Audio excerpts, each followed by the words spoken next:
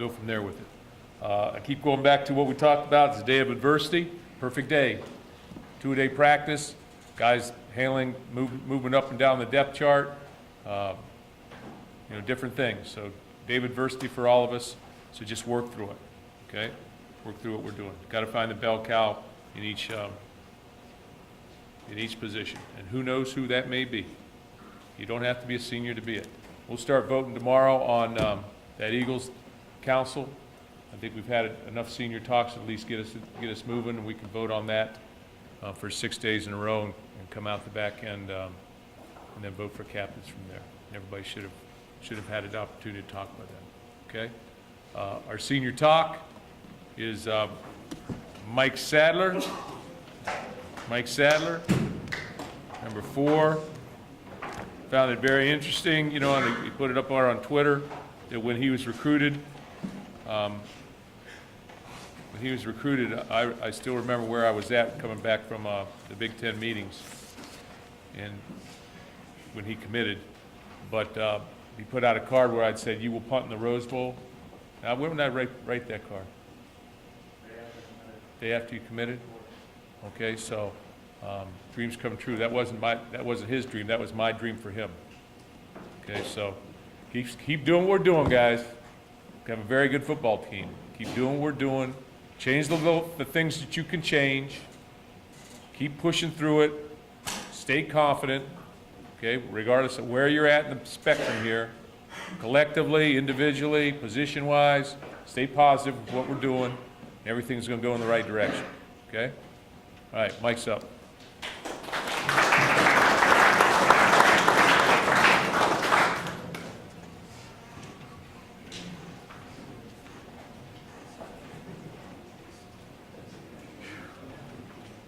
Okay, I have to start by giving a shout out to my specialists. Yes.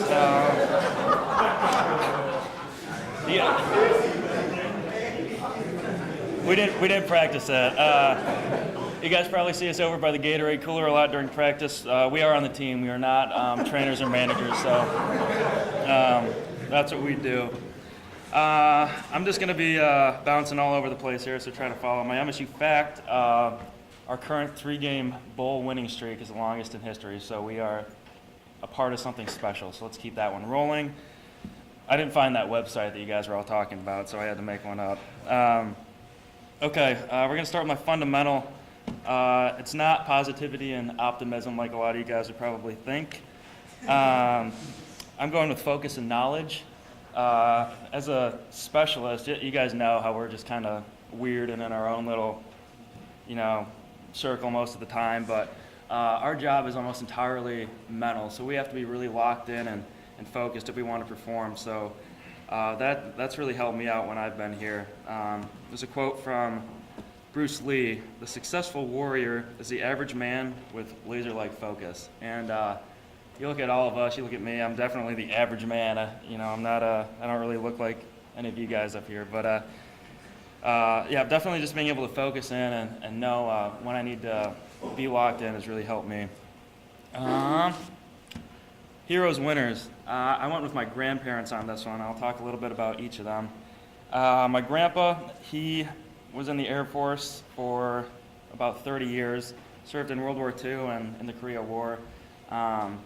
He was a bomber, so he dropped bombs on people. Funny stuff. But he went through a lot with the wars, and he's had both his knees and hips replaced and everything, but still, he's just tough as nails, and he's, I don't know, he's just always happy and always positive, so I need to get a little bit of that from him, because he has all the right in the world, what am I saying? He should be complaining about everything in his life, but he just doesn't, and that's pretty special to me. He's also pretty stubborn, too. He always goes out and buys a lottery ticket, but his eyesight's so bad now that he ends up just walking to the grocery store with his cane and everything about 2 miles every day just to go buy a stupid lottery ticket. He's never won, but he blue vases that one. And my grandma also, she had cancer for a long time. She was lucky enough to live through it, and just the strength that both of them have. They're just both fighters, and Yeah, it's just really special for me to be able to see that. They live all the way out in Maine, so I don't get to see them nearly as much as I want to, but they're just the people that make you better every time you're around them. So I hope to someday be a person like that. What playing at MSU means to me, a couple things. The first one, growth and maturity. I know I still do a lot of stupid stuff, but believe it or not, it was way worse when I came in here.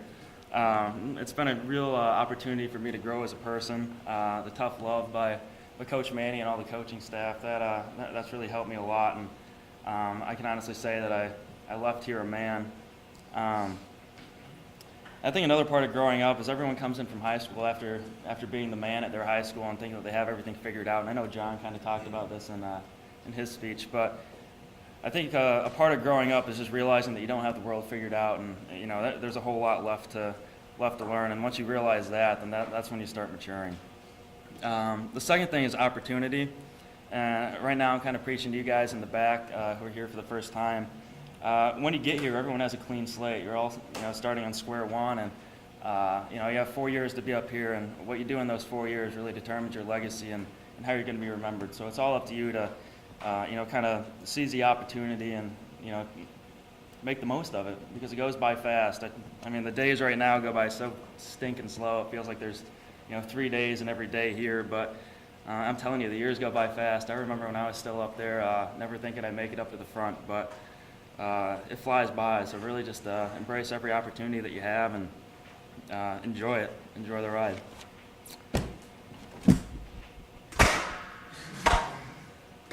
My legacy, other than being the idiot that just did that.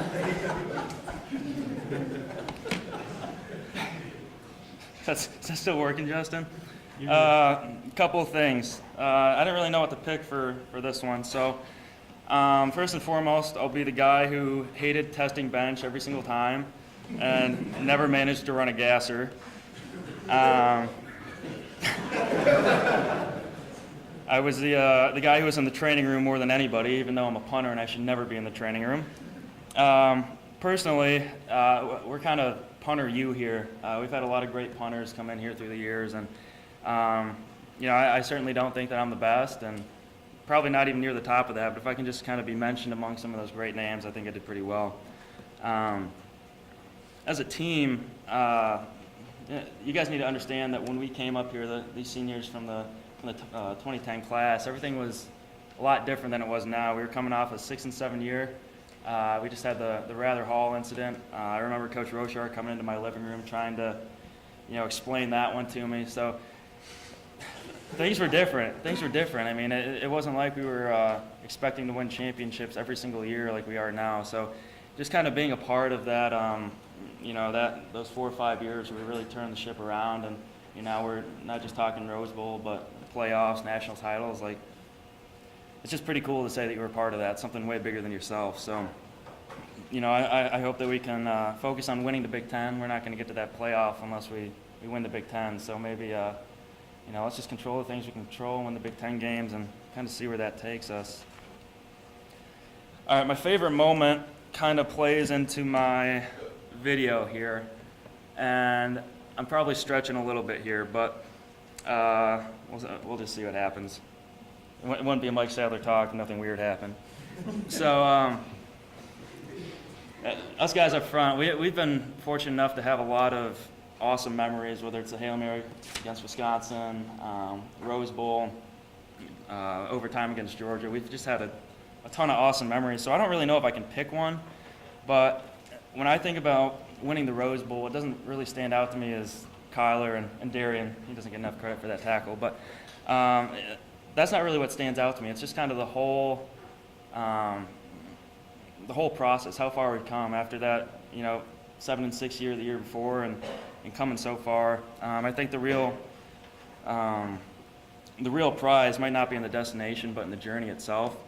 So I have this this poem, and I need to set it up. Do you guys remember reading the Odyssey in high school? It was that big, stupid, long poem. If you were smart, you probably just spark noted it. But anyway, so it's about this guy named Odysseus, and he fought in the Trojan War. This is thousands of years ago back in Greece. And after the war, he has to get back home to Ithaca, which is an island off of Greece. It takes him 10 years to get back home. And in this poem, they're going to be mentioning Lystragonians, Cyclops, Poseidon. Lystragonians, Cyclops, they just eat people, so it's adversity. That's what all this means. And also, then I'll go on to talk about enjoying the fine things when they come to like trading centers. That's just kind of talking about enjoying the nice things while you have them, enjoying those wins against Wisconsin, against Michigan, all that. And also, they talk about absorbing knowledge. But the main takeaway is once the guy gets back to Ithaca, he realizes that while he was always, his eyes were always set on Ithaca, that wasn't really, the whole prize. The prize is going through the journey. And in the poem, it says, "Pray that your journey's a long one," which I think that we're all kind of feeling right now in camp. All the days are long, but enjoy them because it goes by fast, and sometimes that's where the real prize lies. So I think poems are usually kind of maybe a little bit fruity, but hopefully you guys will enjoy this one because this one means a lot to me.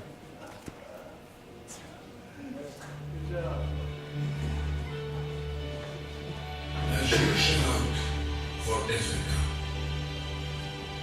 hope that your journey is a long one, full of adventure, full of discovery. Lystragonians and Cyclops, angry Poseidon, do not be afraid of them. You'll never find things like that on your way, as long as you keep your thoughts raised high, as long as a rare sensation touches your spirit and your body. Lystragonians and Cyclops, wild Poseidon, you won't encounter them unless you bring them along inside your soul. Unless your soul sets them up in front of you. Hope that your journey is a long one. May there be many summer mornings when with what pleasure, what joy, you come into harbor scene for the first time. May you stop at Phoenician trading stations to buy fine things, mother of pearl, coral, amber, and ebony, sensual perfume of every kind. As many sensual perfumes as you can. And may you visit many Egyptian cities to learn and learn again from those who know. Keep Ithaca always in your mind. Arriving there is what you're destined for. But do not hurry the journey at all. Better if it lasts for years, so that you are old by the time you reach the island, wealthy with all you have gained on the way, not expecting Ithaca to make you rich. Ithaca gave you the marvelous journey. Without her, you would not have set out. She has nothing left to give you now. And if you find her poor, Ithaca won't have fooled you. Wise as you will have become, so full of experience, you will have understood by then what these Ithacas mean.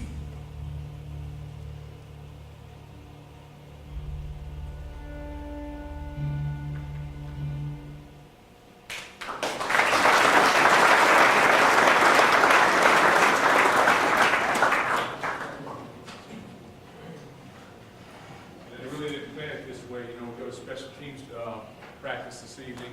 We have Mike come up here and talk. Dropped 24 punts inside the 10 just last year.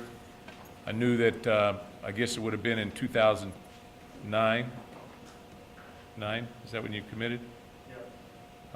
The summer there that Aaron Bates was our punter. Knew that we were set us up for the next 5 years because Aaron was going to be a senior in 2010. We'd be able to redshirt Mike, and then he'd punt for 4 years for us. He was recruited by, LSU? I don't know. Could have gone anywhere in the nation. And, you know, he took a step of faith in us, just like many of you guys did, to come here.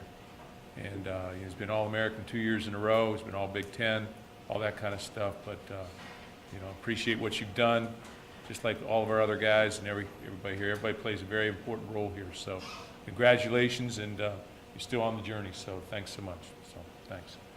We will go to Who Wants to Eat Again? And that's all we do. Okay? Eat, sleep, and work. Okay, so we got dinner, I think, 4:45 to 5:45. Believe, and then 7 o'clock is walkthrough. We will blow a horn at 6:40 in the locker room. Okay, so when the horn goes at 6:40, you got 20 minutes to go to get out the walkthrough. But we got to get out there and start on time. 10 minutes of that, and then we're going. Okay. Anything else? Yes. What? Oh yeah, shells. We're